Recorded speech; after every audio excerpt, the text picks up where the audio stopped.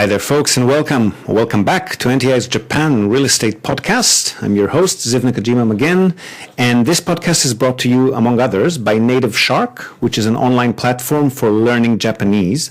And what Native Shark do is they make learning Japanese really, really simple. So you just show up, click a button that says Study Now, and the platform will then show you exactly what you need to learn next based on your progression.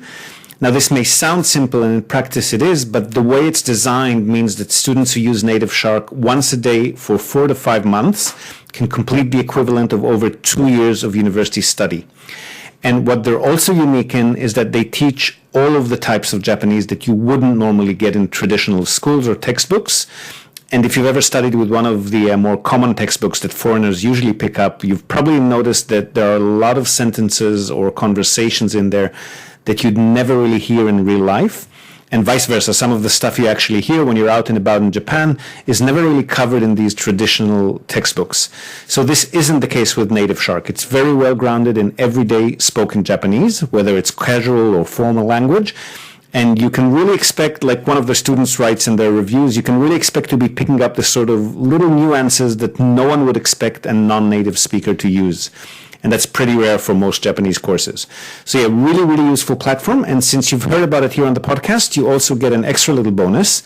If you sign up using the URL nativeshark.com/NTI, we'll link to it in this episode's show notes. That's native without an E, so NATIV shark, all one word, .com/NTI. Use that link to sign up and you'll get a double length free trial. So 2 weeks free instead of the one. And you can sign up for that free trial without having to put any credit card or anything of the sort in there. So give it a go. You won't regret it. Okay, so for today's episode, this one is a short segment from one of our Wednesday Japan real estate rooms on Clubhouse. And if for some reason you're still not aware of the platform, Clubhouse is basically an audio chat application. So plenty of audio chat rooms on various topics.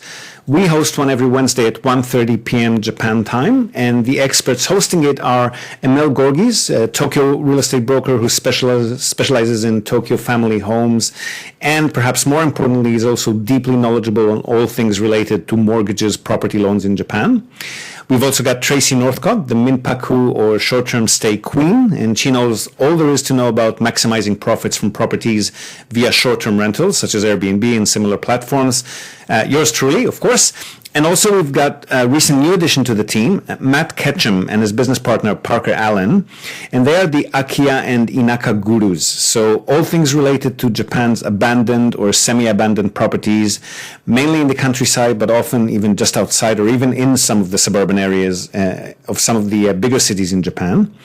And this particular recording is a segment of a conversation during which we try to the best of our ability to answer a question that someone in the audience had about these types of properties. And Matt was just chiming in after we all did, and that was the first time we actually met him, or virtually met him, I should say. But he quickly became a regular part of the panel, and he and Parker's expertise as part of their business model at their company, Akiya Inaka, has brought great value to many listeners and, of course, to many clients. So here it is, our thoughts on abandoned properties in Japan's countryside, and also our very first meeting with Matt Ketchum of Akiya and Inaka. Enjoy, and I'll see you again on the other side. So what's your opinion about those abandoned properties that just get auctioned off? Maybe not so many left in around the cities, but out in the countryside or reasonably close to the cities. What's your opinion of trying to grab those at an auction and trying to restore them? So I have no experience with it, and none of my clients are sort of into it. It's not the business that I do, so I cannot speak to it whatsoever.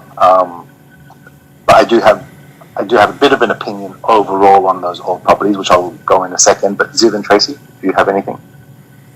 Yeah, I got a lot of opinions on them. The question is, in what format or in what aspect of them are you interested in? If you're looking into them as a place to have as your home away from home or a holiday home, or you might be looking to set up a countryside guest house, which Tracy can speak to, and that sort of thing. If you're happy to be hands-on with a place and live there or frequent it. Yeah, exactly.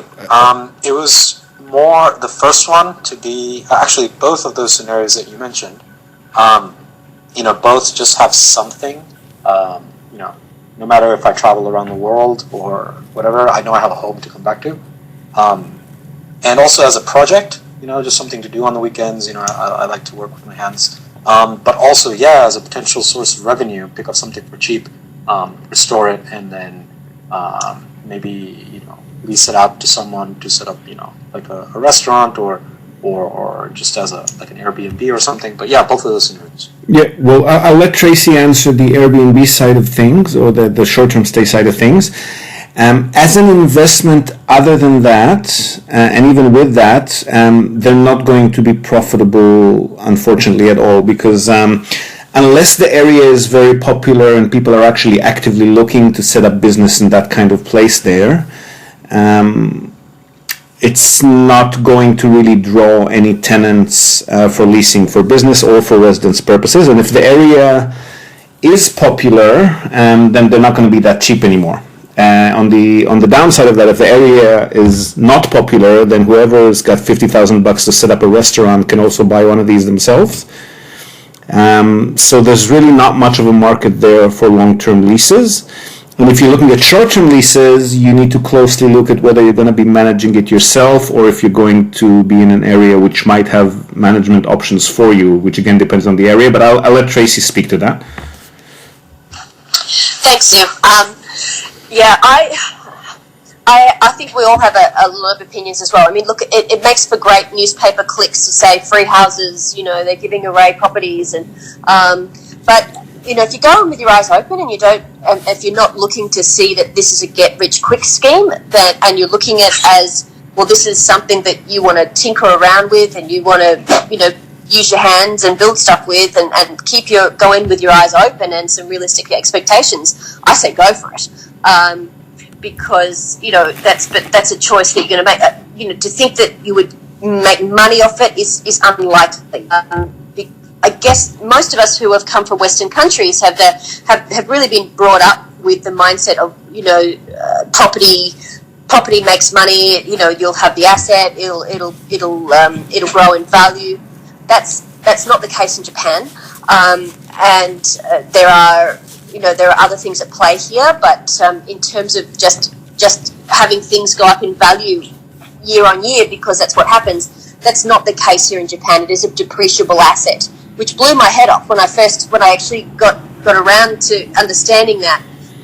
It really was a surprise to me, because it was always drummed into me from a very early age that property will you'll never lose value. But that's something that is not the case here in Japan. You think of it like a car.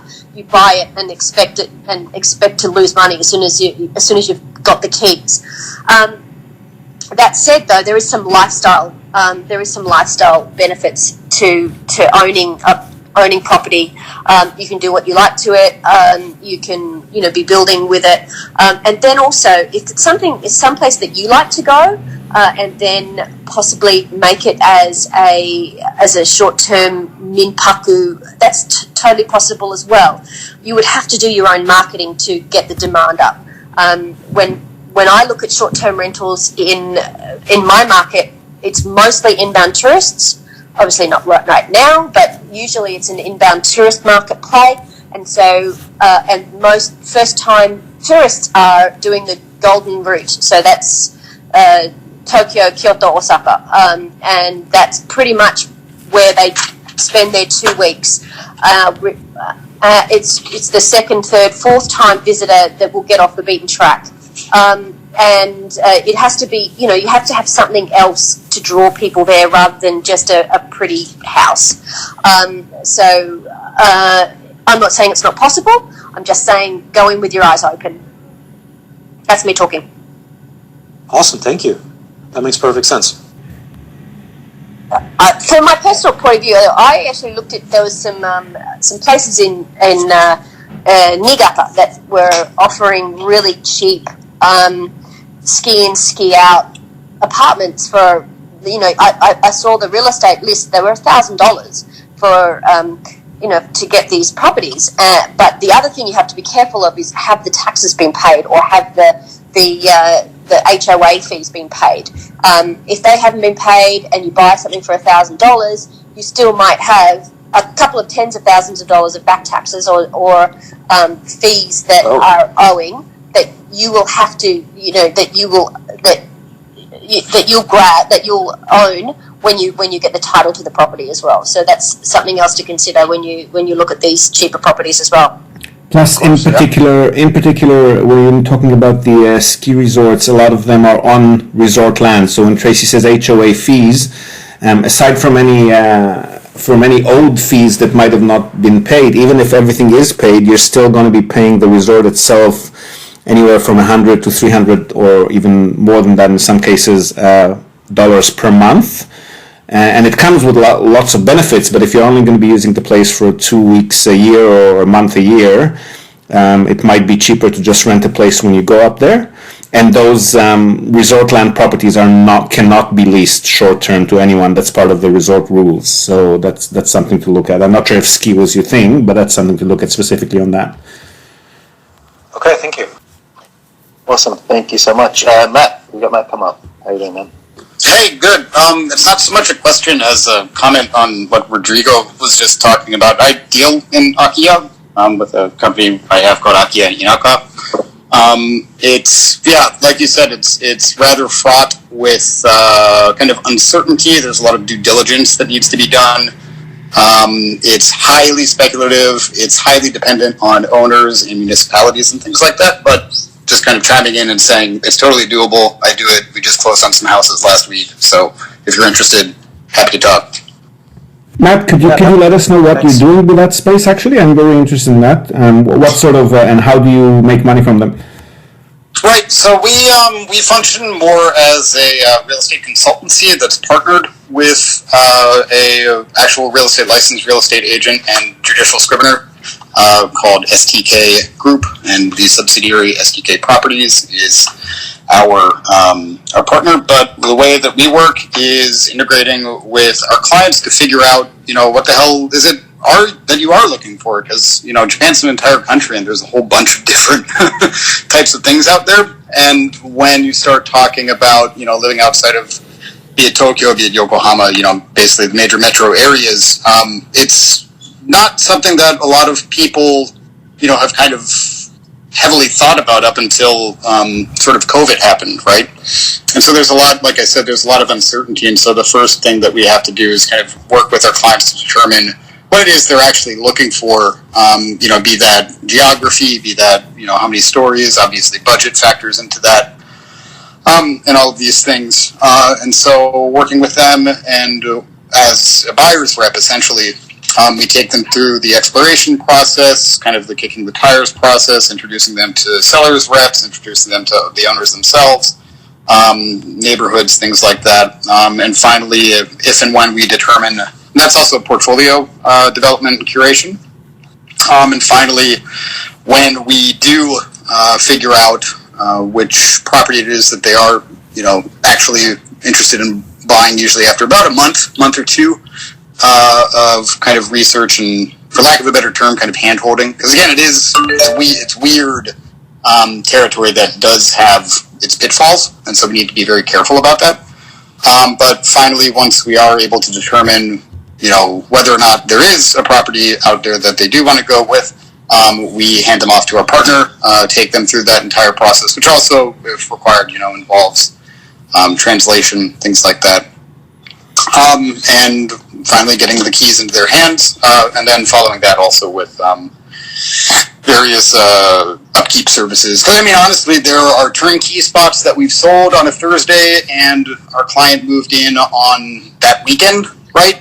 And then there are also very much fixer-upper spots that, don't have the piping for the water and this, that, and there's, rot and whatnot, but they are, $1,000 or whatever. And so there is a very wide spectrum of people who are kind of interested in buying these properties, but they are buying. So, there you go, folks. Matt Ketchum from Akiya Inaka, and he, along with the rest of our distinguished panel of experts, so maybe not that distinguished if I'm in it, but at least most of the panel is distinguished. And we're on, as mentioned, every Wednesday, 1:30 p.m. Japan Standard Time on Clubhouse. We'd love to have you with us, and if you still don't have a Clubhouse membership, don't be shy. Hit us up in the comment section, or just email us on info@nippontradings.com. That's NIPPON tradings with an S, all one word, .com, and we'll hook you up with an invite. Really good conversations on Clubhouse, and in our room, Q&A sessions, general Japan real estate banter, really fascinating stuff. So don't be shy, drop by and have a chat. We all love to talk shop. Now, before we go, we're also, as always, going to tell you and also link to our other sponsor's website. That's Hiroshi Shimizu, immigration lawyer and administrative scrivener. If you're thinking about moving here on a more permanent basis, or you are already in Japan on some sort of a more temporary visa and you want to switch to a longer term or permanent one, and also if you're considering setting up a local company or branch office of a foreign company, and you've got any sort of business or visa-related inquiry, or even if you just want to find out what your options are on any of these topics, feel free to contact Hiroshi Shimizu. You can find him at japanimmigrationexperts.com, and he can help you set up a company, apply for any kind of visa, or just provide you with the best advice and extremely affordable consultation related to these topics. And he's already done that for many of our listeners and our clients. So feel free to reach out to him. Again, that's japanimmigrationexperts.com, all one word, and you'll be well on your way. And that's it from us for today, folks. Hope you've enjoyed this episode of the Japan Real Estate Podcast. Do share it with your networks, and please let us know what you think. So leave us a short rating, review on the iTunes Store, on Spotify, wherever you're tuning in from, or just drop us a line in the comments section or wherever you might have found this episode. We love hearing from you. Hope to have you with us again next time, and until then, have a great day or night ahead. Yoroshiku.